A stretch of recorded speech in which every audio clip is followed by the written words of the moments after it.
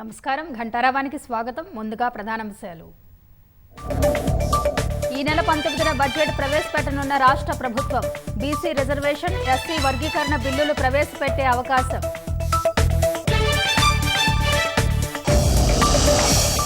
యువతకు సాధికారతనివ్వాలని ప్రభుత్వం నిశ్చయించిందన్న గవర్నర్. ప్రపంచవ్యాప్తంగా పోటీ పడే నైపుణ్యాలు గలవారిని అందిస్తామని వెల్లడి. మరి కాసేపట్లో జూనియర్ లెక్చరర్లకు నియామక పత్రాలు రవీంద్ర భారతిలో అందించనున్న ముఖ్యమంత్రి రేవంత్ రెడ్డి.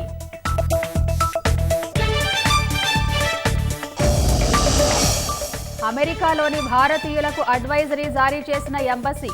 మోసపూరిత కాల్స్ పట్ల అప్రమత్తంగా ఉండాలని సూచన.